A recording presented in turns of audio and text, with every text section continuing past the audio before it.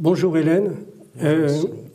Aujourd'hui, je vous ai demandé de venir pour faire une émission spéciale parce que je trouve que l'affaire est très grave. Ce qui se passe actuellement à Gaza dépasse ce qui est supportable. On atteint vraiment des sommets dans les massacres, dans des conditions. Les gens vivent dans des conditions absolument épouvantables à Gaza.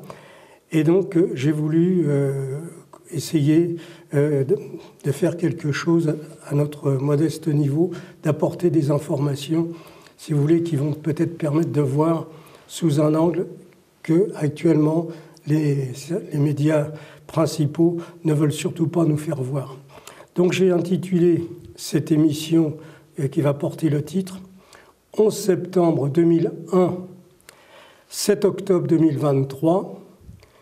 Ils savaient et ils ont laissé faire. Donc, l'émission va se dérouler, c'est-à-dire que ce que je vous demande de faire, c'est spontanément de réagir comme on le fait habituellement, c'est-à-dire que nous, il n'y a pas d'enregistrement, on travaille dans les conditions du direct. Je prépare une émission. Bon là, hier, c'était dimanche, j'ai préparé cette émission pour donner quand même des informations qui sont vérifiées, qui sont réfléchies. Et pourquoi j'intitule cette émission 11 septembre 2001 et 7 octobre 2023 ? Parce qu'il y a vraiment des parallèles évidents. Et nous sommes actuellement dans une véritable manipulation de l'opinion, avec tous les moyens dont dispose Israël dans le monde, avec ses relais, avec Hollywood, avec CNN, avec BFM TV et les autres. On nous raconte des histoires et pour nous faire passer, si vous voulez, un massacre qui a été en fait prévu, calculé, prémédité à l'avance. Donc, actuellement, moi, ce qui me motive, c'est de voir, si vous voulez, vous savez que je prends des sources d'informations dans différents pays. Donc, ce qui se passe actuellement à Gaza dépasse tout ce qui est humain.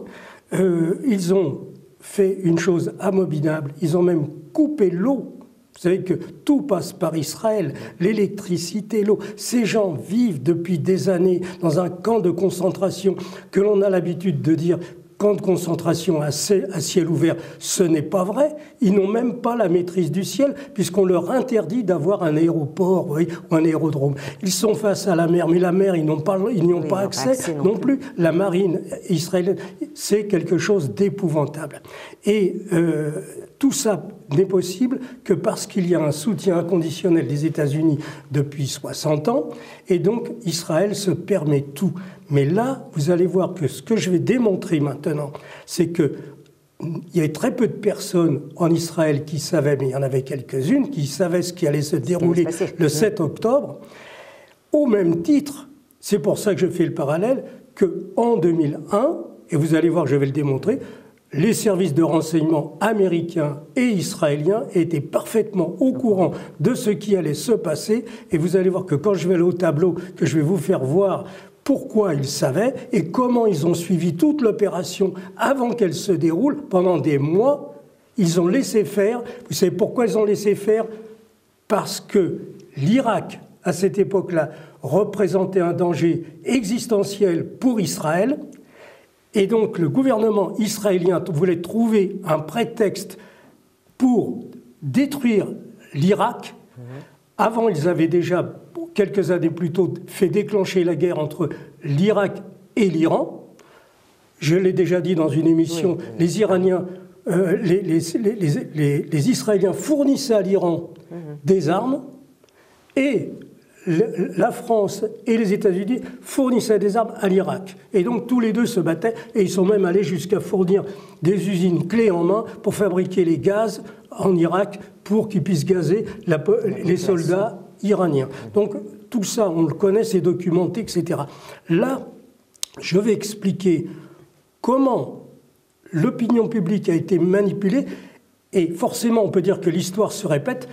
Parce que, comme on le dirait en football, on ne change pas une équipe qui gagne. Oui. Comprenez que là, on a quelque chose qui a fonctionné. Et alors, si on veut regarder l'antériorité, on va même au-delà, puisque on sait maintenant, sur le plan historique, c'est documenté, que Roosevelt et plusieurs personnes de son gouvernement étaient au courant du bombardement qui allait arriver à Pearl Harbor, donc au milieu du Pacifique, vous savez, à Hawaï. Là, ils ont laissé faire parce qu'ils voulaient arriver, c'est toujours la même recette.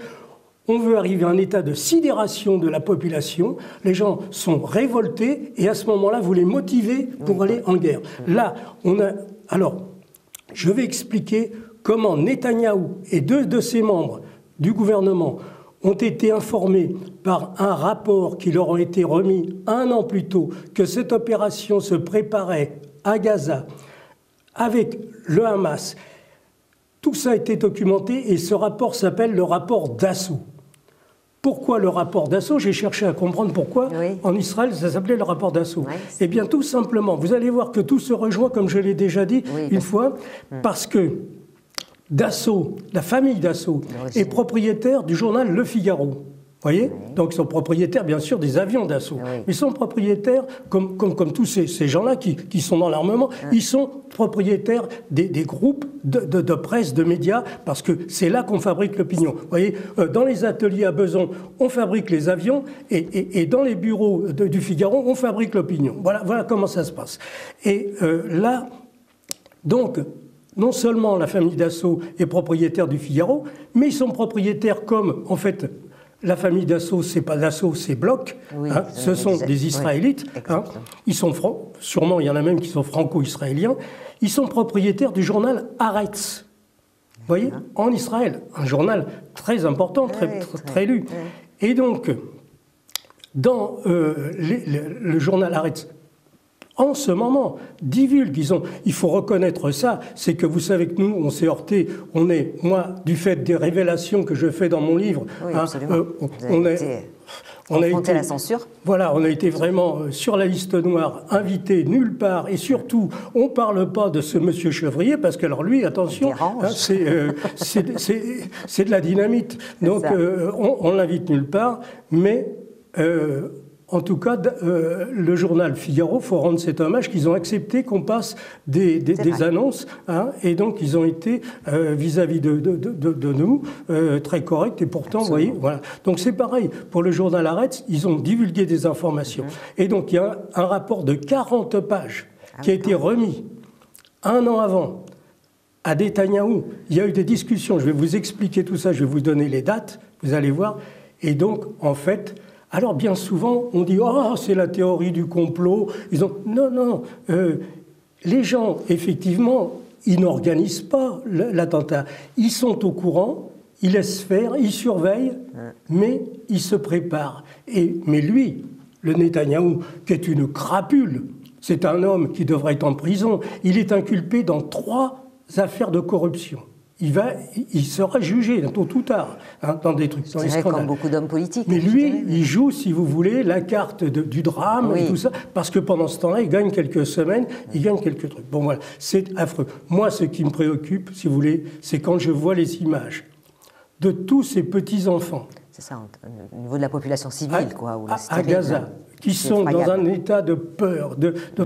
On voit j'ai vu des petites filles où les jambes sont coupées, où il manque la moitié d'un bras, ou truc. Et on a l'impression que ces enfants, vous voyez, ils ont de beaux visages. Ils ne comprennent pas ce qui arrive. Ils sont sur une chaise roulante, ils sont là, ils n'ont pas compris ce qui se passe. Donc tout ça, c'est affreux, c'est vraiment inhumain. Et moi, si vous voulez, c'est la raison pour laquelle, je vous assure que ça m'a empêché de dormir à plusieurs moments quand je vois toutes ces images de ces femmes qui accouchent dans des conditions épouvantables. Il n'y a même plus, vous voyez, je le dirai peut-être tout à l'heure aussi, que c'est pire que ce qui s'est passé dans les camps de concentration en Allemagne, parce qu'en Allemagne, à Auschwitz, à Dachau, à Buchenwald, il y avait encore l'eau pour boire.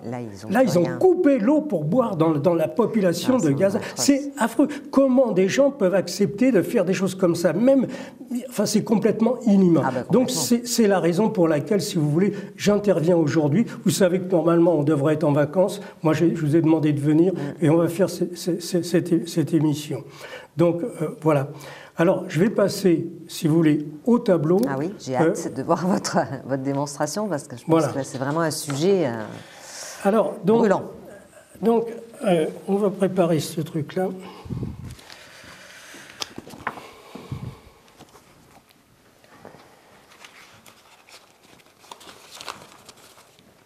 Donc, les grands médias nous ont présenté l'affaire du 7 octobre, comme ils nous ont présenté l'affaire du 11 septembre, c'est-à-dire qu'il y a des lacunes dans les services de renseignement, évidemment, tout le monde est surpris par l'ampleur de ce qui s'est passé, il va falloir trouver des responsables, faire une enquête, tout ça.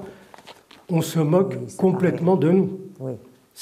Vous allez voir, quand je vais vous expliquer que c'est impossible que les services israéliens n'étaient pas au courant de ce qui se préparait à Gaza, que ce serait maintenant, vous savez, on met ça sur le dos de l'intelligence artificielle. Hein, pourquoi pas? Non mais non seulement ils ont du matériel d'écoute hyper sophistiqué, mais ils ont des bonhommes, parce qu'il ne faut pas oublier une chose, c'est que ça c'est la politique d'Israël, c'est que depuis des années, ils prennent des Palestiniens qu'ils mettent en prison, ils les torturent, et après ils les relâchent parmi le Hamas, comme ça ils ont une source d'information. Et puis si le gars ne joue pas le jeu, eh bien sa famille, hop, on la fout en l'air. Donc ça c'est des méthodes de voyous, mais c'est des méthodes de mafia, mais c'est des méthodes qu'ils utilisent. Donc là, on essaye de nous prendre pour des idiots. Moi c'est vrai que 90% des gens sont des idiots, d'accord, on peut les prendre, mais nous, on ne va pas se laisser prendre pour des idiots et on va le démontrer. Alors on nous dit qu'ils n'étaient pas au courant, que... alors, ça paraît invraisemblable. Je vais vous faire voir comment on se fout du monde. Vous voyez, et les journalistes, soit ils ne font pas leur métier, soit eux-mêmes sont des idiots.